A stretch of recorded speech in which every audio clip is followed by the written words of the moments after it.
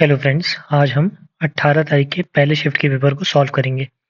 तो चलिए पहले क्वेश्चन के साथ शुरू करते हैं, जो कि आपसे एंटोनिम पूछ रहा है शब्द ऑटोनॉमी का। ऑटोनॉमी मतलब क्या होता है? स्वतंत्र होना, किसी पे निर्भर ना होना। तो उसका एंटोनिम क्या हो जाएगा? किसी पे डिपेंडेंट होना, डिपेंडेंस। ऑप्शन नंबर सेकंड आपका इसमें करेक्ट आंसर है। इकोनॉमिकल मतलब होता है किफायती। परमानेंस का मतलब होता है स्थायित्व, कहीं पे स्थित रहना। और इंडिपेंडेंस मतलब आज़ादी। तो सेकंड आपका इसमें करेक्ट आंसर था। अगले में आपसे वन वर्ड को सब्स्टिट्यूट करने को कह रहा है, पढ़ के देखते हैं। One who eats the flash of his own species, मतलब अपने खुद की स्पीशीज का मांस खाना। मतलब जैसे कि कोई आदमी आदमी का ही मांस खाए तो उसे हम क्या कहेंगे? कैनिबलिज्म या कैनिबल कहेंगे। Option number fourth. Non vegetarian मतलब जो कि मांसाहारी हो। वीगन मतलब जो शाकाहारी हो, मतलब जो, अच्छा, वीगन और वेजिटेरियन में लोगों को कंफ्यूजन होता है। वीगन वो होते हैं जो एनिमल के प्रोडक्ट्स भी नहीं खाते हैं, लेकिन वेजिटेरियन वो होते हैं जो एनिमल प्रोडक्ट्स खाते हैं, जैसे कि बटर, दूध जो पीता है वो वेजिटेरियन होगा, वीगन नहीं। और मैमल मतलब होता है स्तनधारी जीव। ऑप्शन फोर्थ आपका इसमें करेक्ट आंसर था। अगले में फिर से आपसे वन वर्ड सब्स्टिट्यूट करने को कह रहा है। Humour that describes the weakness of the other person is itself a crime among peer groups. मतलब उस तरह के ह्यूमर की बात कर रहे हैं। Humour that describe the weakness of other person, दूसरे पर्सन की जो कमियां हैं उसके ऊपर जब आप मजाक करें तो उसे हम क्या कहते हैं? उसे हम सटायर कहते हैं। ऑप्शन फर्स्ट आपका इसमें करेक्ट आंसर है। जोक मतलब तो जोक होता है। अटायर मतलब आपने कोई किसी तरह की पोशाक। और कर्स मतलब होता है एक अभिशाप। तो ऑप्शन फर्स्ट सही था। अगले में आपसे पैसिव वॉइस पूछ रहा है, पढ़ के देखते हैं। Deepesh will send Rakesh away to college for certain reasons. तो यहाँ पे विल है तो आपके आंसर में विल होना चाहिए। यहाँ है, बाकी दोनों ही काट दीजिए, ये दोनों नहीं होंगे आपके आंसर। अब इसके बाद Rakesh will be sent away to college for certain reasons by Deepesh. तो यही आपका करेक्ट आंसर है। Option number first. लास्ट वाला करेक्ट क्यों नहीं है? देखिए यहाँ पे विल हैव आ गया, हैव की जरूरत नहीं थी, इसीलिए ये गलत हो गया। ऑप्शन फर्स्ट आपका करेक्ट आंसर है। आगे चलते हैं। तो क्वेश्चन नंबर फिफ्थ आपसे सिनोनिम पूछ रहा है शब्द फॉरसेक का। फॉरसेक मतलब होता है टू अबैंडन, किसी का तिरस्कार कर देना, उसे छोड़ देना, त्याग देना। तो उसके लिए उसका सिनोनिम हो जाएगा अबैंडन। इसका मतलब भी त्याग देना होता है। एक्सेलरेट मतलब कि तेज कर देना। क्लच मतलब होता है पकड़ना। और रिवील मतलब प्रकट करना, डिस्क्लोज करना। अगले में आपसे इनकरेक्टली स्पेल्ड वर्ड पूछ रहा है। तो यहाँ पे अगर आप देखिए कंसेंशियस, ये तो सही लिखा हुआ है। कंसेंशियस मतलब क्या होता है? ईमानदार। एकोमोडेट मतलब कि किसी को समायोजित करना, रखने की, रहने की व्यवस्था बनाना। मिस्चीवियस, मिस्चीवियस मतलब होता है शरारती। मिस्चीवियस ही गलत लिखा है, यहाँ पे इस आई की आवश्यकता नहीं है। सही स्पेलिंग क्या होती है? MISCHIEVOUS। और लास्ट है आपका ऑस्टेंटेशियस। ऑस्टेंटेशियस मतलब दिखावटी। तो करेक्ट आंसर था ऑप्शन नंबर थर्ड। अगले में आपसे फिल इन द ब्लैंक्स कह रहा है, पढ़ के देखते हैं। Helium is used with oxygen for asthma. इसको एजमा पढ़ते हैं। Treatment because it is dash very easily. Helium एक गैस है जो ऑक्सीजन के साथ एस्थमा या एजमा के लिए ट्रीटमेंट के लिए यूज होती है। क्यों? क्योंकि ये क्या होगी? डिजोल्व हो जाएगी, डिफ्यूज हो जाएगी। तो डिफ्यूज की सही स्पेलिंग क्या है इसमें? ये वाली है, ऑप्शन फोर्थ, डिफ्यूजेस। अगले में आपसे एंटोनिम पूछ रहा है शब्द फ्यूड का। फ्यूड मतलब क्या होता है? The long standing feud between the two villages was settled due to the intervention of the two chiefs। दो जो गांव थे उनके बीच में जो पुरानी फ्यूड थी, फ्यूड मतलब क्या हुआ यहाँ पे? झगड़ा जो था पुराना, वो सुलझ गया दो चीफ के इंटरवेंशन, दो चीफ जब मिले साथ में उसके बाद। तो फ्यूड का एंटोनिम पूछ रहा है, मतलब झगड़े का एंटोनिम क्या होगा? मेल माने हार्मनी, ऑप्शन नंबर फर्स्ट। बाकी ह्यूमिलिटी क्या होता है? विनम्रता। इसी तरह हम्बल रहना भी विनम्र होना होता है। और ऑनेस्टी मतलब होता है ईमानदारी। फर्स्ट करेक्ट था। आगे चलते हैं। अब देखिए क्वेश्चन नंबर 9 आपसे एंटोनिम पूछ रहा है शब्द डिसेप्टिव का। पढ़ के देखते हैं। The appearance of most of the animals in jungle is deceptive in nature. जंगल में ज्यादातर जानवरों का जो अपीयरेंस होता है, लुक होता है, वो डिसेप्टिव होता है, भ्रामक होता है। डिसेप्टिव मतलब हुआ भ्रामक। तो उसका एंटोनिम क्या होगा?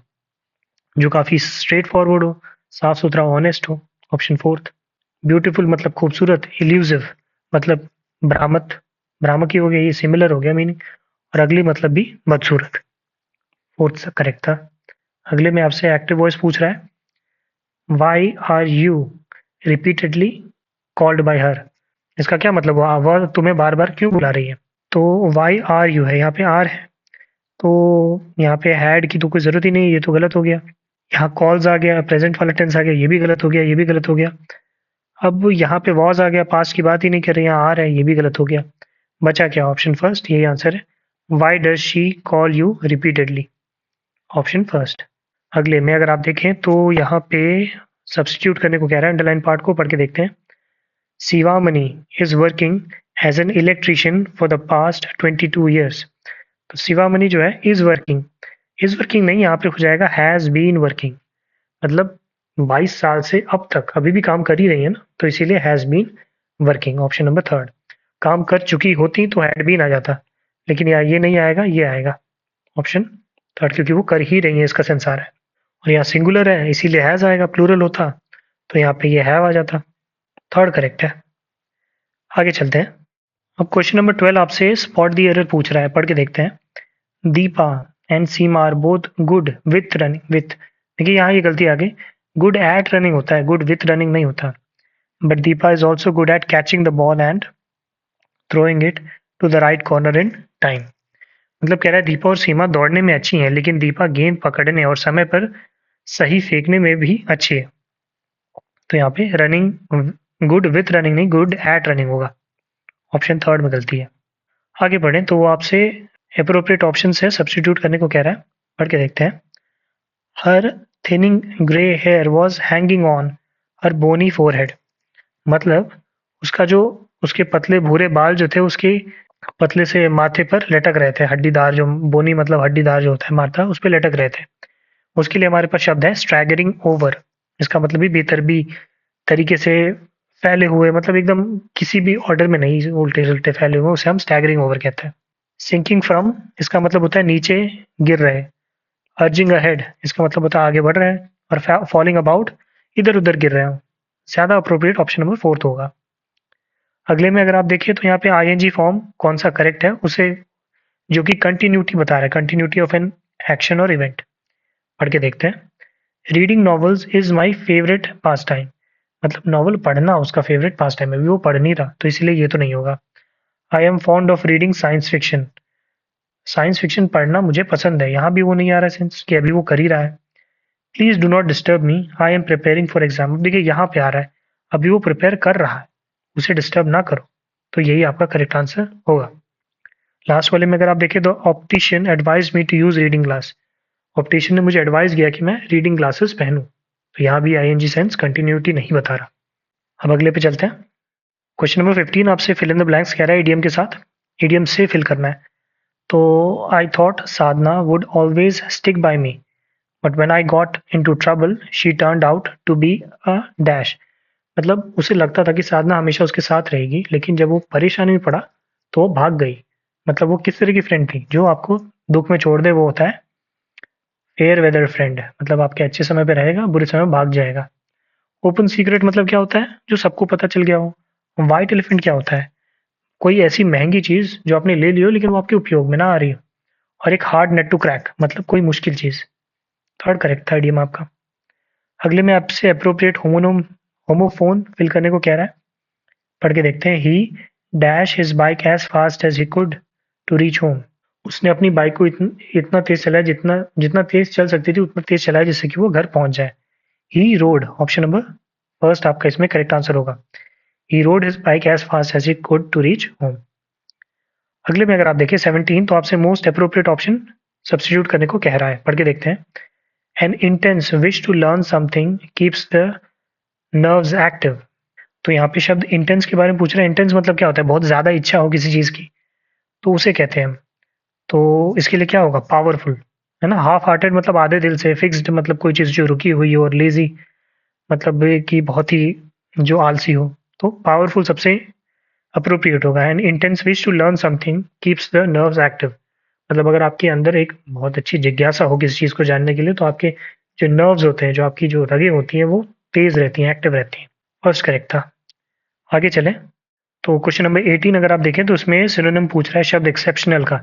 एक्सेप्शनल मतलब क्या होता है, बहुत ही ज्यादा बेहतरीन कुछ, कुछ असाधारण, उसके लिए हो जाएगा आउटस्टैंडिंग। ऑप्शन नंबर सेकंड आपका इसमें करेक्ट आंसर होगा। आउटस्टैंडिंग मतलब भी होता है उत्कृष्ट। टोटल मतलब संपूर्ण। इमोशनल मतलब हो गया भावुक, और ट्रिवियल मतलब कुछ तुच्छ, बहुत ही छोटी चीज। सेकंड करेक्ट था। अगले में वन वर्ड सब्स्टिट्यूट करने को कह रहा है। My father always tells amusing and true stories from his childhood at bed time. Amusing and true stories की बात कर रहे हैं। देखिए यहाँ फेबल्स दिया हुआ है। फेबल जो होते हैं वो फॉल्स स्टोरीज होती हैं। ट्रू स्टोरीज के बारे में अगर देखें तो वो होता है एनेक्डोट, मतलब सच्ची घटनाओं से आधारित आप पुराना प्रसंग बताएं तो उसे एनेक्डोट्स कहते हैं। उनके पिता उन्हें पुरानी कहानियां बताते थे, अपने बारे में भी बताते होंगे, तो इसीलिए थर्ड आपका करेक्ट आंसर है। फेबल मतलब क्या होता है? काल्पनिक कहानियां। सोनेट्स क्या होती है? गीत। और एलिगरीज क्या होती हैं? रूपक, मतलब रूपक किसी चीज का रूपांतरण करके जब बताएं तो उसे आप एलिगरी कहते हैं। अगले में अगर आप चले तो ये आपको एडीएम को सब्स्टिट्यूट करने को कह रहा है, पढ़ के देखते हैं। His PhD degree seems to be Penelope's web. Penelope's web का मतलब क्या होता है? जो चीज का कोई एंड ही ना हो उसे आप पेनिलोपी वेब कहते हैं, मतलब an endless task. Option second आपका इसमें करेक्ट आंसर है। अब चलते हैं हम पैसेज पे। तो देखिए यहाँ से हमारा पैसेज शुरू हो रहा है, तो पढ़ के देखते हैं। The limbs of the flying squirrel are interlinked with the membrane. जो फ्लाइंग स्क्विरल होती है उसकी जो लिम्स होती है, मतलब जो उसके पैर होते हैं, उड़ने वाली जो गिलहरी होती है उसके अंग की जो झिल्ली होती है, पैर से होते हैं जो जुड़े होते हैं, वो जुड़े हुए होते हैं। क्यों? When the creature dash into the air. When the creature क्या होगा? लीप करेगा, हर्डल करेगा, क्रॉस करेगा, स्प्रिंग करेगा। तो when the creature leaps, leaps मतलब क्या होता है? लीप्स मतलब होता है कूदना। जबकि हर्डल मतलब क्या होता है? किस तरह की बाधा डालना। क्रॉस मतलब क्या होगा? पार करना। और स्प्रिंग मतलब उछलना। जबकि कोई चीज ये जो फ्लाइंग स्क्विरल होती है वो लीप मतलब कूदती है। तो when the creature leaps into the air and the membrane opens and the squirrel seems to dash swiftly downward. The squirrel seems to क्या होगा? ग्लाइड। ग्लाइड ही होना चाहिए, क्योंकि ग्लाइड का क्या मतलब होता है? मतलब हवा में तैरने की तरह होता है। स्केट मतलब क्या होगा? फिसलना। व्हील मतलब पहिए की तरह गोल गोल घूमना। और स्किम मतलब ऊपर ही ऊपर रहना सतह पे। तो इसीलिए पहले का लीप हो गया, सेकंड का हो गया ग्लाइड। आगे अगर हम चले तो यहाँ लिखा हुआ है the movement gives the dash of flight. तो ये जो मूवमेंट होता है कूदने वाला, ये एक इंप्रेशन देता है, एक तरह का इंप्रेशन। ऑप्शन थर्ड इंप्रेशन देता है उड़ने का। वो उड़ नहीं रही होती है, वो एक्चुअल में एक लंबी कूद मारती है और उसी में ग्लाइड करते हुए, जैसे आपने पैराशूट में अगर आप देखेंगे धीरे धीरे गिरते चले जाते हैं लेकिन आपको उड़ने का सेंस आता है, वही चीज की बात की जा रही है। यहाँ पे इंप्रेशन आता है।